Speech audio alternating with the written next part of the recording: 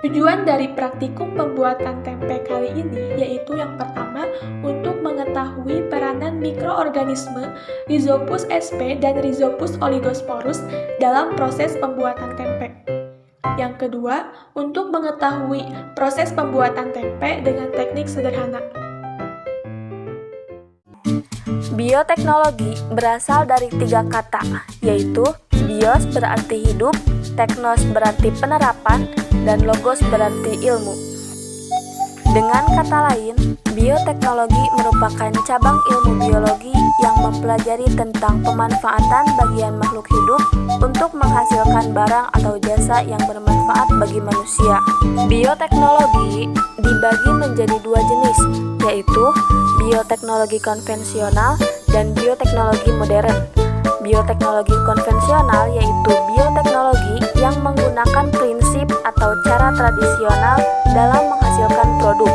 Misalnya pembuatan tempe dengan menaburkan ragi ke permukaan kacang kedelai dan mendiamkannya selama 2-3 hari. Proses ini memerlukan mikroorganisme berupa jamur Rhizopus oligosporus dan Rhizopus sp. Hasilnya mikroorganisme tadi mengubah kedelai menjadi tempe. Yang kedua, bioteknologi modern. Bioteknologi modern adalah bioteknologi yang menggunakan teknologi reproduksi atau rekayasa genetika, serta alat-alat yang canggih dalam menghasilkan produk di bidang pangan, kesehatan, bahkan pertanian.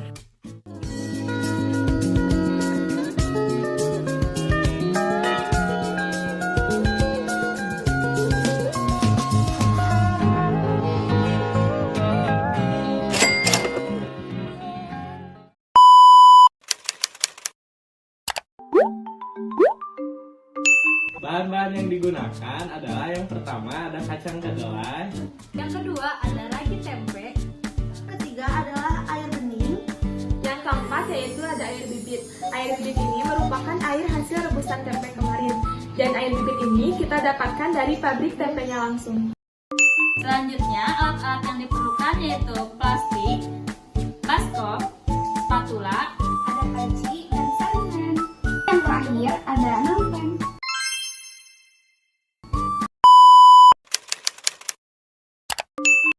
Pertama-tama, kami akan menuangkan air yang sudah disiapkan ke dalam panci rebusan.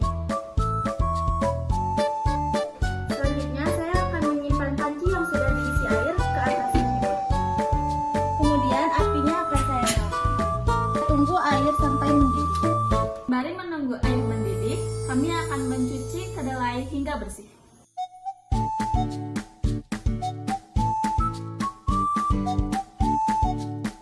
Setelah kedelai dibersihkan, kami akan memasukkan ke dalam panci. Lalu setelah itu saya akan mengaduk kedelai yang sudah dimasukkan ke dalam panci rebusan.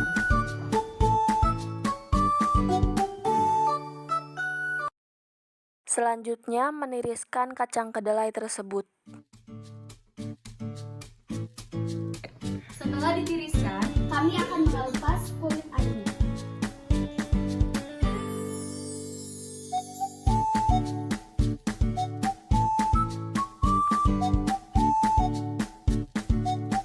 Kita memasukkan air bibit, lalu tambahkan air, tuangkan air bibit ke dalam kacang.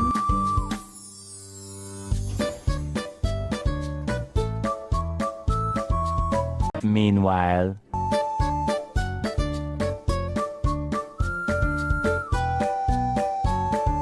Setelah direndam 22 jam, kami akan membersihkan kedelai ini hingga bersih.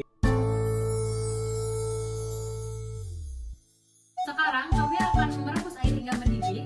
Lalu kami akan memasukkan kacang kedelai yang sudah bersih ke dalam air rebusan. Setelah mendidih, kita tiriskan dan tunggu sampai dingin. Lain apa?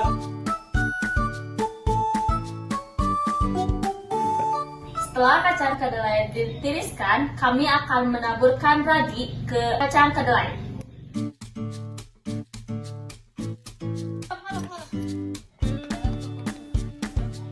Setelah ragi dan kacang kedelai tercampur rata, kami akan memasukkan ke dalam cetakan plastik.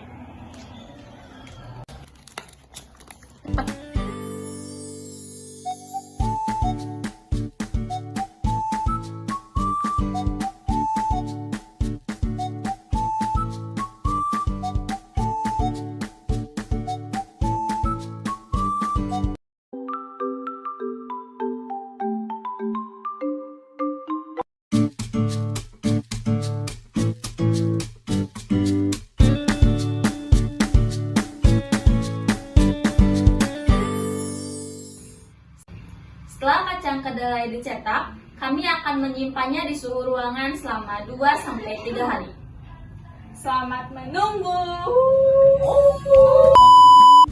Selama proses fermentasi, jamur Rhizopus oligosporus membentuk miselium, yaitu jaringan berbentuk serabut yang menyebar ke seluruh permukaan kacang kedelai. Miselium ini membantu dalam proses pemecahan karbohidrat dan protein, serta memberikan tekstur yang khas pada tempe. Selama proses fermentasi dalam pembuatan tempe terjadi peningkatan vitamin B12 yang perkirakan mencapai sekitar 6,45 kg. Riboflavin atau vitamin B6 meningkat 4-14 kali. Niacin meningkat 2-5 kali. Biotin mengalami peningkatan sebesar 2-3. Asam folat sebesar 4-5 kali. Dan asam pentatonat hanya meningkat 2 kali lipat dibandingkan dari kandungan kedelai sebelum difermentasi. Vitamin ini tidak dihasilkan oleh kapang Rhizopus, melainkan dari kontaminasi Klebsiella pneumonia dan Kictobacter brundi. Praktikum kali ini mengenai pembuatan tempe dengan cara fermentasi. Proses pembuatan tempe dapat terbilang membutuhkan waktu yang cukup lama untuk memperoleh hasil jadi tempe. Waktu yang dibutuhkan yaitu minimal 24 jam dan maksimal 72 jam. Fermentasi akan berlangsung baik dan cepat bila dibantu dengan kondisi suhu yang optimal, jumlah ragi yang tepat, dan pH yang asam kurang lebih 4-5. Percobaan pembuatan tempe kali ini dilakukan selama 3 hari berturut-turut atau kurang lebih 72 jam. Pada pengamatan pertama, kedelai yang sedang difermentasi menjadi hangat dan mengembun terlihat kuat pada plastik pembungkus kedelai dan terlihat jamur yang belum merata pada sekitar kedelai. Pada pengamatan kedua, jamur sudah merata dan menutupi kedelai serta tercium bau khas tempe. Berdasarkan hasil pengamatan, setelah dilakukan proses fermentasi, maka diketahui bahwa secara umum dapat dikatakan berhasil. Setelah didiamkan selama 3 hari, fermentasi tempe sudah jadi. Sejahtera. Hasil fermentasi kelompok kami Berhasil! Kalian lupa bawa. Eh?